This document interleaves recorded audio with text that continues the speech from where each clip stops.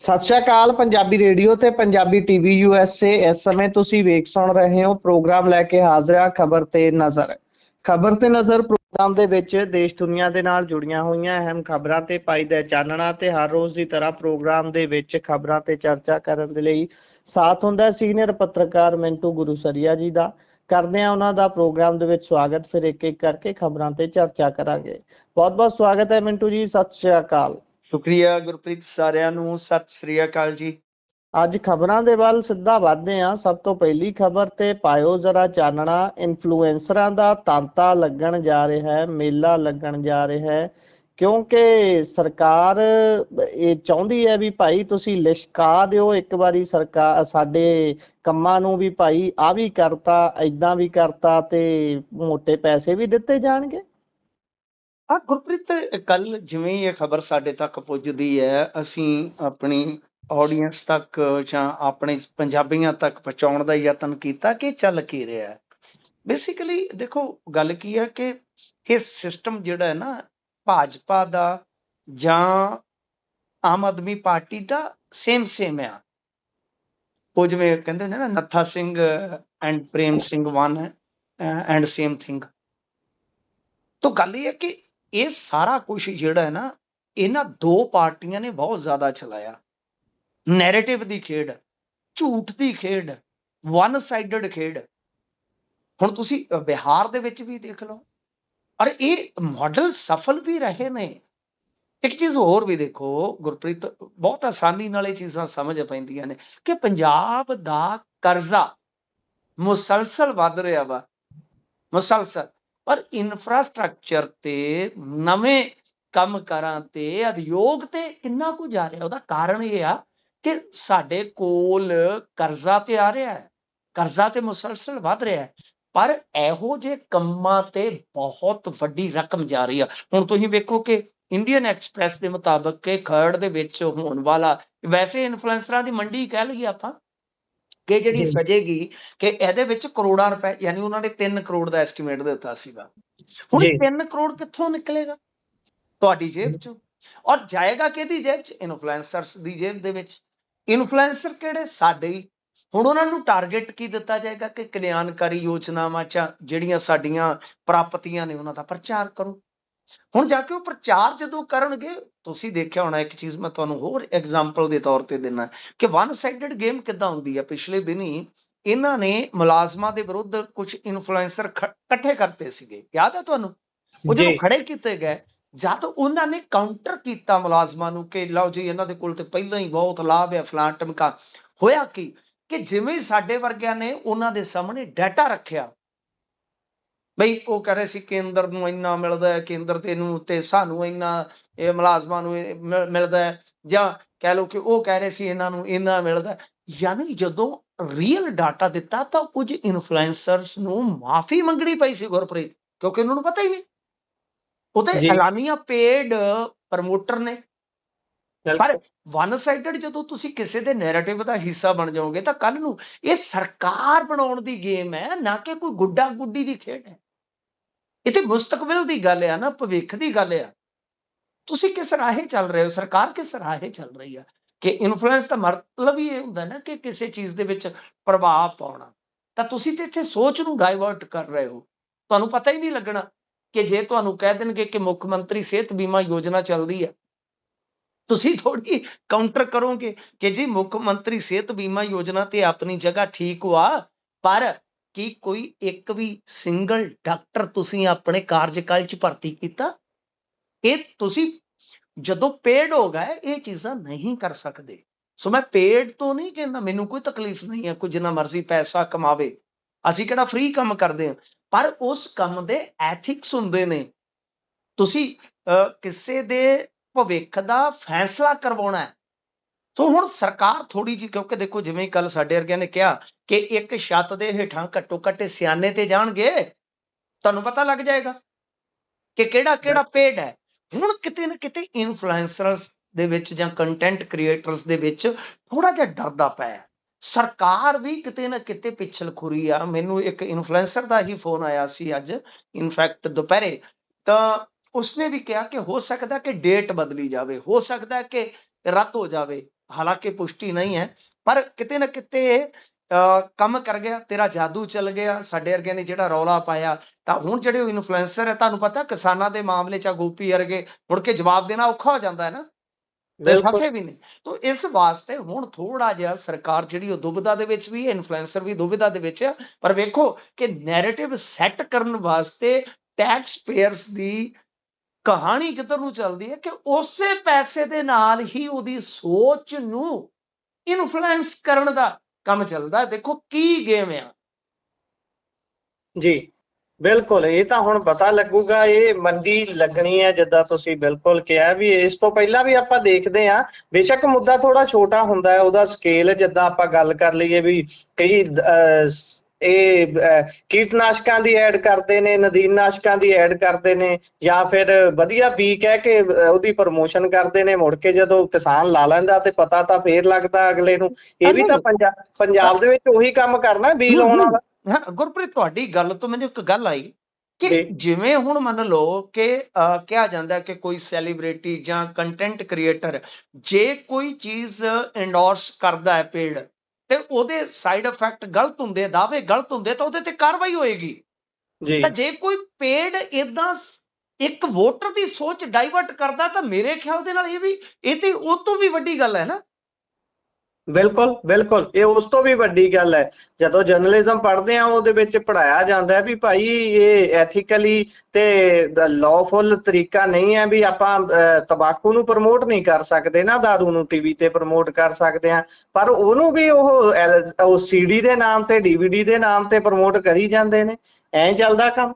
ਅੱਗੇ ਵਧੀਏ ਤਾਂ ਬਸਪਾ ਲੜੇਗੀ ਇਕੱਲਿਆਂ। ਚੋਣ ਇਹ ਮਾਇਆਵਤੀ ਦਾ ਕਹਿਣਾ ਹੈ, ਇਕੱਲਿਆਂ ਲੜ ਕੇ ਕੀ ਹਾਸਲ ਕਰ ਲੈਣਗੇ, ਕਿਉਂਕਿ ਬੀਤੇ ਦਿਨੀ ਗੱਲ ਤਾਂ ਚੱਲ ਰਹੀ ਸੀ ਵੀ ਵਾਰਿਸ ਪੰਜਾਬ ਦੇ ਨਾਲ ਵੀ ਇਹ ਜਾ ਸਕਦੇ ਨੇ। ਪਰ ਕੀ ਲੱਗਦਾ ਜੀ ਆਧਾਰ ਫੇ ਇਹਨਾਂ ਦਾ?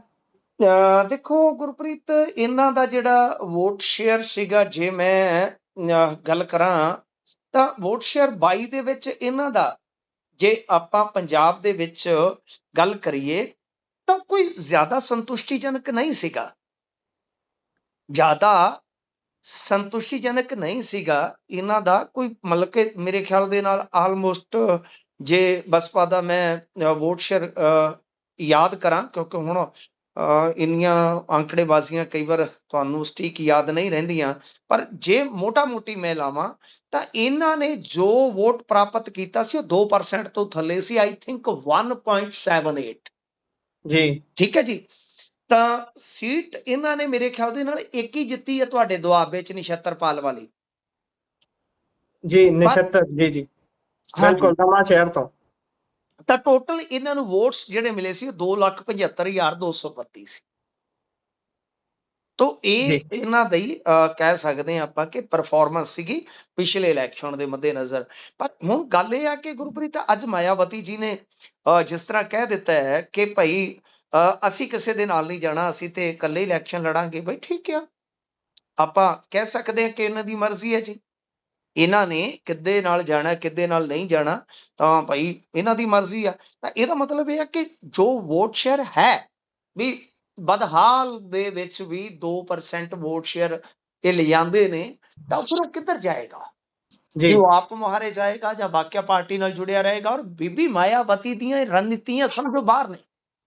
ਜੀ ਯੂਪੀ ਦੇ ਵਿੱਚ ਜਾਂ ਓਵਰਆਲ ਪੂਰਾ ਆਪਾਂ ਇੰਡੀਆ ਦਾ ਹੀ ਲੈ ਲਈਏ ਸਿਨੈਰੀਓ ਜਿਹੜਾ ਹੈ ਮੌਜੂਦਾ ਕਰੰਟ ਹੈ, ਤਾਂ ਉਹਦੇ ਵਿੱਚ ਇਹਨਾਂ ਦੇ ਜਿਹੜੇ ਫੈਸਲੇ ਉਹ ਭਾਰਤੀ ਜਨਤਾ ਪਾਰਟੀ ਨੂੰ ਵੀ ਫਾਇਦਾ ਪਹੁੰਚਾਉਂਦੇ ਨੇ ਐਟ ਦੀ ਐਂਡ।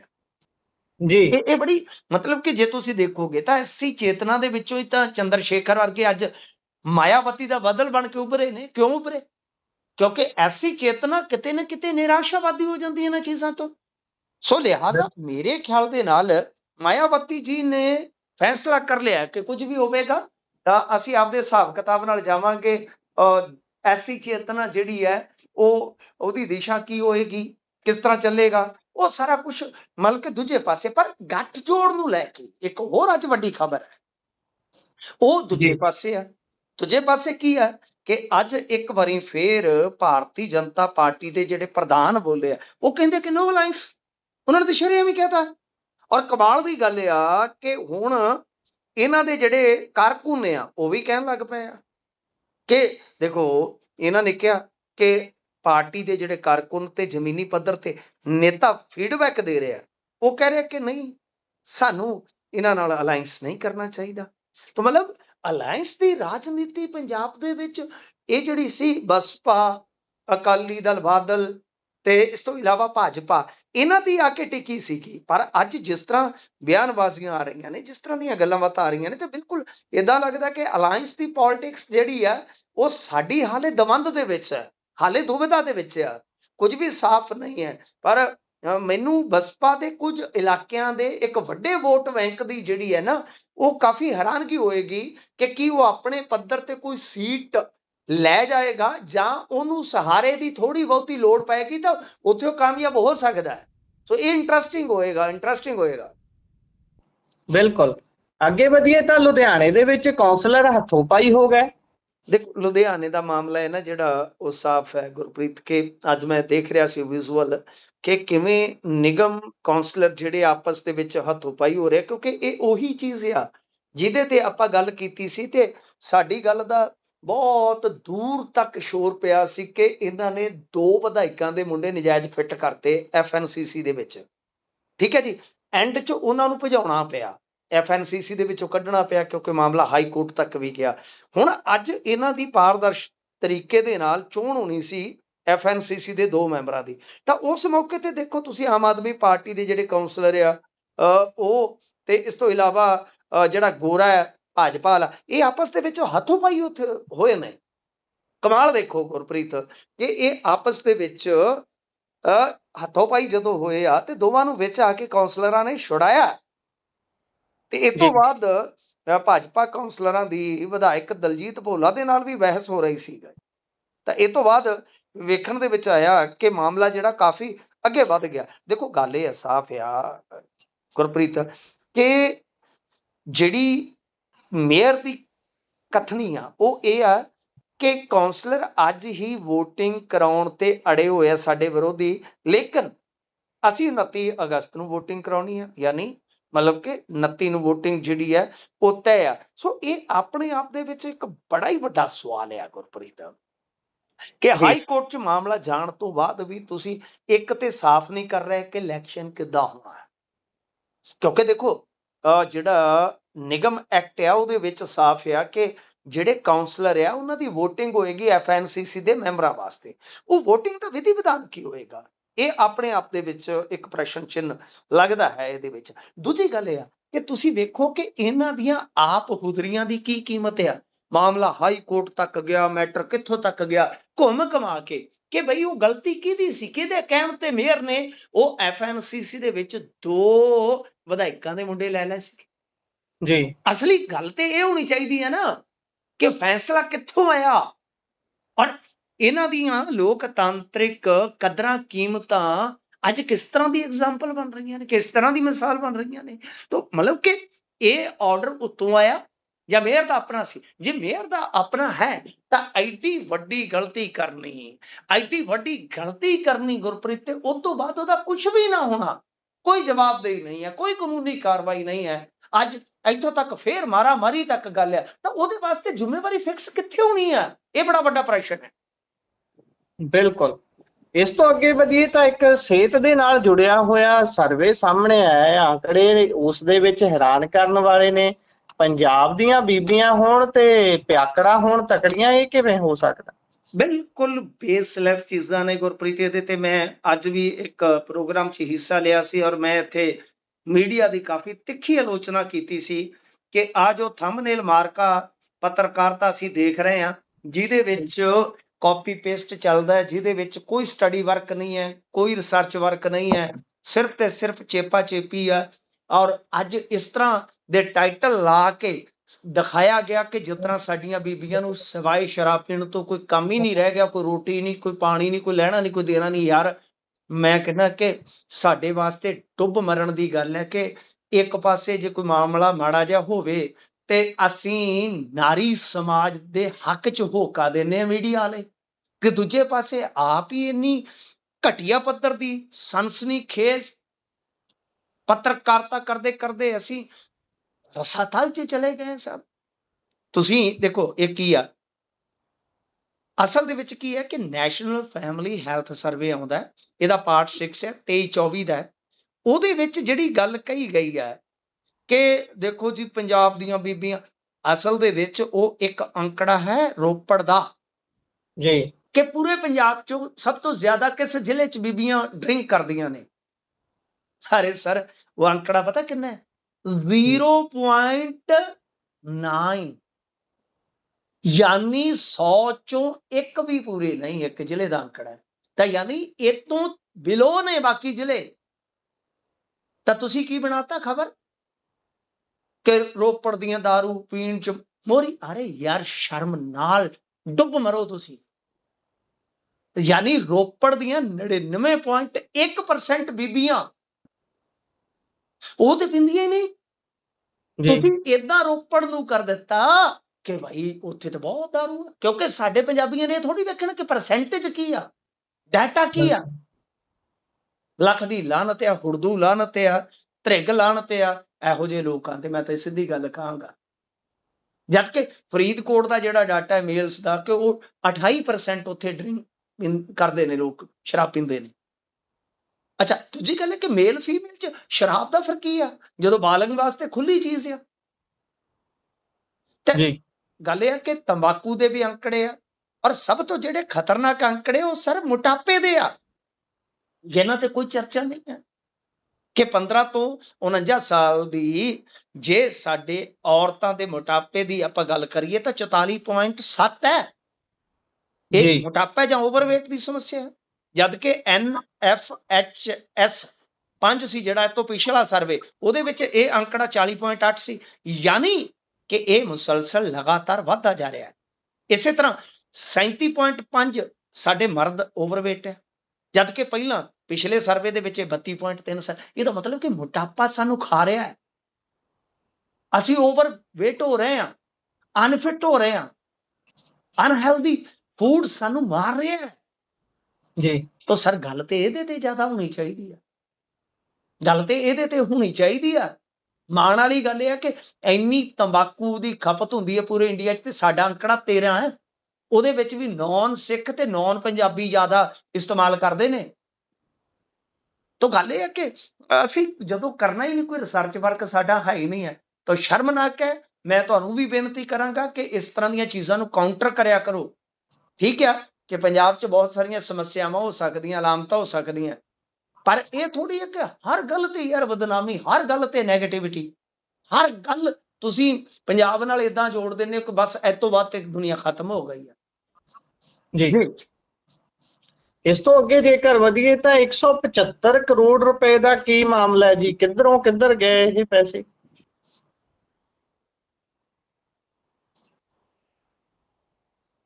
ਹਾਂਜੀ ਗੁਰਪ੍ਰੀਤ, ਤੁਸੀਂ ਰਿਪੀਟ ਕਰੋਗੇ? ਜੀ 175 ਕਰੋੜ ਰੁਪਏ ਵਾਲਾ ਕੀ ਮਾਮਲਾ ਹੈ ਜੀ? ਇਹ ਕਿਸਨੇ ਘੁਮਾਏ ਤੇ ਕਿਵੇਂ ਘੁਮਾਏ ਇਹ ਪੈਸੇ, ਕਿਸ ਦੇ ਨੇ? ਇਹ ਇੱਕ ਗਾਣਾ ਸੀ ਸਾਡੇ ਟਾਈਮ ਦਾ, ਜਦੋਂ ਅਸੀਂ ਤੁਹਾਡੇ ਵਾਂਗੂ ਜਵਾਨ ਹੁੰਦੇ ਸੀ। ਕੱਲ ਰਾਤ ਗੁਜ਼ਾਰੀ ਮੈਂ ਸੱਜਣਾ ਸ਼ਹਿਰ ਤੇਰੇ ਲੁਧਿਆਣੇ। ਅੱਛਾ, ਇਹ ਲੁਧਿਆਣੇ ਦੀ ਗੱਲ ਆ। 2 CA ਦੇ ਖਿਲਾਫ ਬਈ ਏਜੰਸੀਆਂ ਮਗਰ ਲੱਗ ਗਈਆਂ ਨੇ, ਉਹਦੇ ਮਗਰ ਪੈ ਗਈਆਂ। ਇਹਦੇ ਚ ਕੀ ਆ ਕਿ ਗੁਰਪ੍ਰੀਤ, ਇਹ ਰਕਮ ਘੁੰਮੀ ਆ, ਯਾਨੀ ਵਿਦੇਸ਼ੀ ਰੈਮਿਟੈਂਸ ਦੇ ਨਾਲ ਜੁੜਿਆ ਮਾਮਲਾ। ਸਰਾਭਾ ਨਗਰ ਪੁਲਿਸ ਨੇ 2 ਚਾਰਟਰਡ ਅਕਾਊਂਟੈਂਟਾਂ ਦੇ ਖਿਲਾਫ ਕੇਸ ਦਰਜ ਕਰਕੇ ਵਿਭਾਗੀ ਕਾਰਵਾਈ ਜਿੱਥੇ ਸ਼ੁਰੂ ਕੀਤੀ ਹੈ, ਤੇ ਉੱਥੇ ਏਜੰਸੀਆਂ ਵੀ ਇਹਦੇ ਚ ਇੰਟਰਸਟ ਦਿਖਾ ਰਹੀਆਂ ਨੇ। ਮਸਲਾ ਇਹ ਆ ਕਿ 23-24 ਦੇ ਵਿੱਚ 55 ਕਰੋੜ, 24-25 ਚ 47 ਕਰੋੜ, 25-26 ਚ 72 ਕਰੋੜ ਇਹ ਵਿਦੇਸ਼ਾਂ ਚ ਗਏ ਨੇ ਸਰ। ਟੋਟਲ ਬਣਦਾ 250 ਕਰੋੜ ਰੁਪਈਆ। ਤਾਂ ਇਹਦੇ ਨਾਲ ਇਹ ਰਕਮ ਭੇਜਣ ਲਈ ਜਿਹੜਾ ਫਾਰਮ 15 CV ਦੇ ਸਰਟੀਫਿਕੇਟ ਉਹ ਜਾਰੀ ਕੀਤੇ ਗਏ, ਪਰ ਲੋੜੀਂਦੇ ਦਸਤਾਵੇਜ਼ਾਂ ਦੀ ਪੂਰੀ ਜਾਂਚ ਨਹੀਂ ਕੀਤੀ ਗਈ। ਤਾਂ ਗੱਲ ਇਹ ਆ ਕਿ ਮਾਮਲਾ ਟੈਕਸ ਦੇ ਨਾਲ ਜੁੜਿਆ ਸੀਗਾ। ਜਿਵੇਂ ਹੀ ਟੈਕਸ ਵਾਲੀਆਂ ਏਜੰਸੀਆਂ ਦੇ ਨਜ਼ਰੀ ਚੜਿਆ ਤਾਂ ਕਾਫੀ ਸ਼ੱਕੀ ਹੈ। ਹੁਣ ਇਹਦੇ ਵਿੱਚ ਕਾਰੋਬਾਰ ਦਫ਼ਤਰ ਤੇ ਤਾਲਾ ਹੈ ਸਰ, ਕਿ ਜਿਹੜੇ ਇਹ ਕਾਰੋਬਾਰੀ ਕਰਦੇ ਆ, ਤਾਂ ਮਤਲਬ ਕਿ ਲੁਧਿਆਣੇ ਦੇ ਵਿੱਚੋਂ ਖਾਸਾ ਕੁਛ ਨਿਕਲ ਰਿਹਾ ਹੈ ਸਰ। ਕਦੇ ਮੈਂ ਤੁਹਾਨੂੰ ਪੂਰੀ ਗੱਲ ਦੱਸਾਂਗਾ ਕਿ ਮੰਡੀ ਗੋਬਿੰਦਗੜ੍ਹ ਤੇ ਲੁਧਿਆਣਾ, ਇੱਥੇ ਫਰਨਸ ਵਾਲੀ ਇੰਡਸਟਰੀ ਜਿਹੜੀ ਉਹਦੇ ਨਾਮ ਤੇ ਕੀ ਖੇਡੀ ਜਾ ਰਹੀ ਹੈ, ਉਹਦੇ ਵਿੱਚ ਅਸਲ ਕਾਰੋਬਾਰੀ ਜਿਹੜੇ ਸੁਚੱਜਾ ਕਾਰੋਬਾਰ ਕਰਦੇ ਨੇ ਉਹ ਵੀ ਰਗੜੇ ਜਾ ਰਹੇ ਨੇ। ਇਹ ਪੈਸਾ ਘੁੰਮ ਰਿਹਾ ਹੈ, ਅਸੀਂ ਵਾਰ-ਵਾਰ ਕਹਿੰਦੇ ਆ ਕਿ ਪਹਿਲਾਂ ਦੀ ਰਿਸ਼ਵਤਖੋਰੀ ਜਾਂ ਦਾਖੋਰੀ ਸੀ, ਉਹਦੇ ਨਾਲੋਂ ਇਹ ਹੁਣ ਭਿੰਨ ਆ, ਅਲੱਗਾ ਹੈ, ਵੱਖਰੀ ਹੈ। ਉਹ ਕਿੱਦਾਂ ਆ? ਉਹ ਇਸ ਕਰਕੇ ਹੈ ਸਾਹਿਬ ਕਿ ਪਹਿਲਾਂ ਪੈਸਾ ਜਿਹੜਾ ਹੈ ਰਿਸ਼ਵਤ ਦਾ, ਮਾਰਖੋਰੀ ਦਾ, ਉਹ ਪੰਜਾਬ ਦੇ ਬਾਜ਼ਾਰ 'ਚ ਹੀ ਘੁੰਮ ਜਾਂਦਾ ਸੀ। ਅੱਜ ਕੱਲ ਕੀ ਆ ਕਿ ਇੱਥੋਂ ਬਲੈਕ ਮਨੀ ਨਿਕਲਦੀ ਹੈ ਔਰ ਜਾਂ ਤਾਂ ਸ਼ੈਲ ਕੰਪਨੀਆਂ ਦੇ ਰਾਹੀਂ ਸਰ ਇਹ ਘੁੰਮ ਕੇ ਇੱਥੇ ਆ ਜਾਂਦੀ ਹੈ ਇੱਕ ਨੰਬਰ 'ਚ ਵਾਈਟ ਹੋ ਕੇ, ਜਾਂ ਇਹਦੀ ਇਨਵੈਸਟਮੈਂਟ ਜਿਹੜੀ ਆ ਉਹ ਨਾਰਥ ਅਮਰੀਕਾ 'ਚ, ਆਸਟ੍ਰੇਲੀਆ 'ਚ, ਨਿਊਜ਼ੀਲੈਂਡ 'ਚ, ਪਤਾ ਨਹੀਂ ਕਿੱਥੇ ਕਿੱਥੇ ਹੋ ਜਾਂਦੀ ਆ। ਮੈਂ ਤੇ ਸੁਣਿਆ ਕਿ ਹੁਣ ਤੇ ਲੰਡਨ ਦੇ ਬਾਹਰ ਵੀ ਤਗੜੇ ਫਾਰਮ ਹਾਊਸ ਲੈ ਲੈਂਦੇ ਆ ਇਧਰੋਂ ਇੰਡੀਅਨ ਪੋਲੀਟੀਸ਼ੀਅਨ ਜਾ ਕੇ। ਪਤਾ ਨਹੀਂ ਕਿੰਨੀ ਕੁ ਸੱਚਾਈ ਹੈ, ਮੈਂ ਤੇ ਕਦੇ ਦਿੱਲੀ ਦਾ 에ਅਰਪੋਰਟ ਨਹੀਂ ਦੇਖਿਆ, ਚਰਚਾਵਾਂ ਨੇ ਜੀ। ਤਾਂ ਗੱਲ ਇਹ ਆ ਕਿ ਹੁਣ ਇਹੀ ਚੀਜ਼ ਸਵਾਲ ਦਾ ਰੂਪ ਆ ਕਿ ਭਾਈ ਇੰਨਾ ਪੈਸਾ ਬਾਹਰ ਇਹ ਲੋਕ ਕੱਢੀ ਜਾਂਦੇ ਆ, ਇਹ ਕੌਣ ਲੋਕ ਆ, ਕਿਸ ਮੰਤਵ ਨਾਲ ਭੇਜ ਰਹੇ? ਸੋ ਕਾਫੀ ਮਾਮਲਾ ਸ਼ੱਕੀ ਹੈ ਗੁਰਪ੍ਰੀਤ ਜੀ। ਤੇ ਉਧਰ ਕੇਜਰੀਵਾਲ ਨੇ ਭਾਜਪਾ ਨੂੰ ਚੁਣੌਤੀ ਦੇ ਦਿੱਤੀ ਹੈ। ਹਾਂ, ਆਜਾ ਲਾਲਾ ਸ਼ਰਤਾਂ ਨਹੀਂ, ਆਜਾ ਲਾਲਾ ਸ਼ਰਤਾਂ। ਗੱਲ ਇਹ ਹੈ ਕਿ ਜਿਹੜੇ ਅਰਵਿੰਦ ਕੇਜਰੀਵਾਲ ਹੈ, ਇਹਨਾਂ ਨੂੰ ਚੈਲੰਜ ਖੇਡਣ 'ਚ ਉਦਾਂ ਵੀ ਮਜ਼ਾ ਆਉਂਦਾ। ਕਹਿੰਦੇ ਕਿ ਦੇਖੋ ਜੀ 1000 ਸਕੂਲ ਤੁਹਾਡਾ, ਯਾਨੀ ਗੁਜਰਾਤ ਵਾਲਿਆਂ ਦਾ 1000 ਸਕੂਲ ਸਾਡਾ, ਆ ਜਾਓ ਆਪਾਂ ਜੁਆਇੰਟਲੀ ਇਨਸਪੈਕਸ਼ਨ ਕਰਵਾਈਏ। ਬਈ ਠੀਕ ਆ, ਚਲੋ ਹੱਕ ਬਣਦਾ। ਪਰ ਇੱਕ ਗੱਲ ਗੁਰਪ੍ਰੀਤ, ਜੇ ਲੌਜੀਕਲੀ ਸੋਚੀਏ ਆਪਾਂ, ਇਹਨਾਂ ਨੇ ਸ਼ਾਇਦ ਇੱਕ ਸਕੂਲ ਬਣਾਇਆ ਪੂਰੇ ਟੈਨਿਓਰ ਦੇ ਵਿੱਚ, ਨਵਾਂ ਐਡ ਕੀਤਾ, ਜਦ ਕਿ ਉਹਦੇ ਮੁਕਾਬਲੇ 3 ਕਿ 4 ਗੁਣਾ ਬੰਦ ਹੋ ਗਏ, ਯਾਨੀ 4 ਦੇ ਕਰੀਬ ਬੰਦ ਹੋ ਗਏ। ਅੱਛਾ, 30% ਤੇ ਡੀਓ ਹੈ ਨਹੀਂ ਸਾਡੇ। ਕਮਾਲ ਦੀ ਗੱਲ ਇਹ ਆ ਕਿ ਲੈਕਚਰਰ, ਪ੍ਰੋਫੈਸਰ, ਸਹਾਇਕ ਪ੍ਰੋਫੈਸਰ, ਉਹ ਲਗਭਗ ਮੇਰੇ ਖਿਆਲ ਦੇ ਨਾਲ 50% ਸਾਮੀਆਂ ਖਾਲੀ ਆ। ਸਿੰਗਲ ਟੀਚਰ ਵਾਲੇ ਸਕੂਲ ਆ। ਇੱਕ ਤੇ ਪਿੱਛੇ ਜੇ ਵੀਡੀਓ ਵੀ ਵਾਇਰਲ ਹੋਇਆ ਸੀ ਨਾ, ਜਿੱਥੇ ਸ਼ਾਇਦ ਬੈਂਸ ਸਾਹਿਬ ਆਪ ਵੀ ਗਏ ਸਨ, ਕਿ 4 ਦੀਵਾਰੀ ਸੀ, ਕਲਾਸ ਦੇ ਉੱਤੇ ਛਾਤੀ ਕੋਨੀ ਸੀ ਜੀ। ਤੇ ਫਿਰ ਵੀ ਜੇ ਅਸੀਂ ਅੱਜ ਐਗਜ਼ਿਸਟ ਕਰਦੇ ਆ, ਕਿਤੇ ਨਾ ਕਿਤੇ ਮੁਕਾਬਲਾ ਕਰਦੇ ਆ, ਤੇ ਕੇਜਰੀਵਾਲ ਸਾਹਿਬ ਨੂੰ ਲੱਗਦਾ ਕਿ ਅਸੀਂ ਇੱਥੋਂ ਤੱਕ ਮੁਕਾਬਲਾ ਕਰਨ ਜੋਗੇ ਆਏ, ਤਾਂ ਇਹਦਾ ਮਤਲਬ ਇਹ ਆ ਕਿ ਫਿਰ ਇਨਫਰਾਸਟ੍ਰਕਚਰ ਤੇ ਤੁਸੀਂ ਪੁਰਾਣਿਆਂ ਦਾ ਵਰਤ ਰਹੇ ਹੋ ਨਾ। ਤੁਸੀਂ ਤੇ ਕੋਈ ਇਨਫਰਾਸਟ੍ਰਕਚਰ ਖੜਾ ਹੀ ਨਹੀਂ ਕੀਤਾ ਸਵਾਏ ਬੋਰਡ ਲਾਉਣ ਤੋਂ, ਇਹ ਜੀ ਸਕੂਲ ਆਫ ਐਮੀਨੈਂਸ ਆ ਜੀ। ਔਰ ਜਿਹੜੇ ਐਨਆਰਆਈਜ਼ ਨੇ ਸਕੂਲ ਬਣਾਏ ਸੀ, ਉੱਥੇ ਚੱਕ ਕੇ ਤੁਸੀਂ ਫੱਟਾ ਆਪਦਾ ਲਾ ਦਿੱਤਾ, ਸਮਾਰਟ ਸਕੂਲ ਜੀ, ਫਲਾਣ ਟਮਕਾ। ਸਮਾਰਟ ਤੇ ਤੁਸੀਂ ਆਪ ਬਹੁਤ ਹੋ। ਤਾਂ ਇਹਦਾ ਮਤਲਬ ਇਹ ਆ ਕਿ ਜੋ ਮੈਰੀਟੋਰੀਅਸ ਸਕੂਲ ਸੀਗਾ, ਸਾਡਾ ਸਿਸਟਮ ਸੀ, ਜਾਂ ਅਸੀਂ ਹੈਲਥ ਤੇ ਸਿੱਖਿਆ 'ਚ 80 ਦੇ ਦਹਾਕੇ ਤੋਂ ਹੀ ਅੱਛਾ ਪਰਫਾਰਮ ਕਰਦੇ ਹਾਂ, ਗੁੱਡ ਪਰਫਾਰਮਰ ਹੈ, ਤਾਂ ਫਿਰ ਉਹਦਾ ਕ੍ਰੈਡਿਟ ਵੀ ਤਾਂ ਉਹਨਾਂ ਨੂੰ ਦੇ ਦਿਓ ਨਾ ਕਿਤੇ। ਬਿਲਕੁਲ। ਜਿਹੜਾ ਸਕੂਲ ਆਫ ਐਮੀਨੈਂਸ ਦਾ ਤੁਸੀਂ ਮਾਡਲ ਲੈ ਕੇ ਆਏ ਸੀ, ਇਹ ਮੈਰੀਟੋਰੀਅਸ ਸਕੂਲ ਤੋਂ ਪ੍ਰੇਰਿਤ ਸੀ, ਜੋ ਕਿ ਬਾਦਲ ਸਾਹਿਬ ਦਾ ਡ੍ਰੀਮ ਪ੍ਰੋਜੈਕਟ ਸੀ। ਤਾਂ ਭਾਈ ਮੈਨੂੰ ਕਦੇ ਵੀ ਕੋਈ ਤਕਲੀਫ ਨਹੀਂ ਹੁੰਦੀ, ਕੋਈ ਵੀ ਚੱਜ ਦੀ ਗੱਲ ਕਰਦਾ ਮੈਂ ਉਸ ਨੂੰ ਹਮੇਸ਼ਾ ਕ੍ਰੈਡਿਟ ਦੇਣਾ।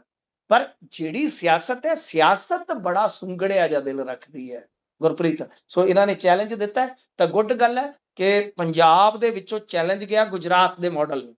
ਪਰ ਇਹ ਸਰ ਦਿੱਲੀ ਦਾ ਮਾਡਲ ਕਿਉਂ ਨਹੀਂ ਮੁਕਾਬਲੇ 'ਚ ਲਿਆ ਰਹੇ? ਬੜਾ ਵੱਡਾ ਸਵਾਲ ਹੈ ਗੁਰਪ੍ਰੀਤ। ਇਹ ਤੁਹਾਡੇ ਵਰਗੇ ਜਰਨਲਿਸਟ ਦੇ ਸਾਹਮਣੇ ਇੱਕ ਬੜਾ ਰੌਚਕ ਪ੍ਰਸ਼ਨ ਹੈ ਕਿ ਇਹਨਾਂ ਨੇ ਤੇ ਦਿੱਲੀ ਮਾਡਲ ਦਾ ਪ੍ਰਚਾਰ ਕੀਤਾ ਸੀ ਨਾ ਸਰ। ਪੰਜਾਬ 'ਚ ਤਾਂ ਇਹੀ ਪ੍ਰਚਾਰਿਆ ਸੀ ਜੀ। ਤਾਂ ਫਿਰ ਦਿੱਲੀ ਮਾਡਲ ਹੁਣ ਮੁਕਾਬਲੇ 'ਚ ਕਿਉਂ ਬਾਹਰ ਹੋ ਗਿਆ? ਕਿਉਂਕਿ 2-4 ਸਾਲਾਂ 'ਚ ਉਹਦਾ ਬੈਂਡ ਵੱਜ ਗਿਆ। ਸੋ ਇਹ ਆ ਇਹਨਾਂ ਦੀ ਚਲਾਕੀ ਕਿ ਹੁਣ ਦਿੱਲੀ ਮਾਡਲ ਦੀ ਗੱਲ ਨਹੀਂ, ਹੁਣ ਪੰਜਾਬ ਮਾਡਲ ਫੜ ਲਿਆ ਇਹਨਾਂ ਨੇ। ਕੋਈ ਨਹੀਂ, ਪੰਜਾਬ 'ਚੋਂ ਹਾਰ ਗਏ, ਕਿਸੇ ਹੋਰ ਸਟੇਟ 'ਚ ਜਿੱਤ ਗਏ, ਪੁਡੂਚੇਰੀ ਵਰਗੇ, ਤਾਂ ਉੱਥੇ ਫੜ ਲੈਣਗੇ। ਪੁਡੂਚੇਰੀ ਮਾਡਲ ਹੈ ਜੀ। ਬਿਲਕੁਲ। ਇਹ ਅੱਜ ਕੱਲ ਤਾਂ ਵੈਸੇ ਇਹਨਾਂ ਨੇ ਪੰਜਾਬ ਵਾਲੇ ਆਪਣੇ ਜਿੰਨੇ ਵੀ ਐਮਐਲਏ ਨੇ, ਉਹਨਾਂ ਨੂੰ ਹਦਾਇਤਾਂ ਕੀਤੀਆਂ ਹੋਈਆਂ ਨੇ, ਇੰਚਾਰਜਾਂ ਤੱਕ ਨੂੰ ਵੀ, ਭਾਈ ਜਿੰਨੇ ਵੀ ਸਕੂਲ ਨੇ ਤੁਹਾਡੇ ਏਰੀਏ 'ਚ ਵਧੀਆ ਜਾ ਕੇ ਉੱਥੋਂ ਵੀਡੀਓ ਪਾਓ। ਧੜੱਲੇ ਨਾਲ ਮੈਂ ਦੇਖ ਰਿਹਾ ਲਗਾਤਾਰ ਕਿਸੇ ਨਾ ਕਿਸੇ ਦੀ ਵੀਡੀਓ ਸਾਹਮਣੇ ਆਈ ਜਾਂਦੀ ਹੈ ਰੋਜ਼। ਅੱਗੇ ਚੱਲੀਏ ਤਾਂ ਨਿਤਿਨ ਗਡਕਰੀ ਨੇ ਰਾਜਨੀਤੀ ਛੱਡਣ ਦੇ ਸੰਕੇਤ ਦਿੱਤੇ ਨੇ। ਇਹ ਕੀ ਹੋ ਗਿਆ? ਇਹਨਾਂ ਦਾ ਹਿਰਦੇ ਪਰਿਵਰਤਨ ਹੋ ਗਿਆ ਜਾਂ ਫਿਰ ਜ਼ੋਰ ਜ਼ਿਆਦਾ ਲਵਾਤਾ ਲੋਕਾਂ ਨੇ? ਇਥਨੋਲ ਦੇਖੋ ਗੱਲ ਇਹ ਆ, ਐਥਨੋਲ ਕੀ ਆ, ਇਹ ਤੇ ਫਸਦੇ ਨੇ ਬਹੁਤ ਬੁਰੀ ਤਰ੍ਹਾਂ, ਕਿਉਂਕਿ ਐਥਨੋਲ ਨੁਕਸਾਨਦਾਇਕ ਹੈ ਤੇ ਸਾਫ਼ ਹੋ ਗਿਆ, ਸਰਕਾਰ ਵੀ ਮੰਨ ਗਈ ਜੀ। ਤੇ ਇਹਨਾਂ ਨੇ ਐਥਨੋਲ ਜਿਹੜਾ ਪ੍ਰਚਾਰਿਆ, ਮੈਂ ਹਮੇਸ਼ਾ ਕਹਿੰਦਾ ਹੁੰਦਾ ਕਿ ਅਸੀਂ ਇਹਨਾਂ ਦੇ ਬਿਆਨਾਂ ਨੂੰ, ਇਹਨਾਂ ਦੇ ਡਾਟਾ ਨੂੰ ਲੈ ਕੇ ਗੱਲ ਕਰੀਏ ਤੇ ਬਿਹਤਰ ਹੋਏਗਾ। ਤੇ ਮੈਂ ਕਹਿੰਦਾ ਕਿ ਗਡਕਰੀ ਸਾਹਿਬ, ਤੁਸੀਂ ਐਥਨੋਲ ਪ੍ਰਮੋਟ ਕਿਉਂ ਕਰ ਰਹੇ ਸੀ?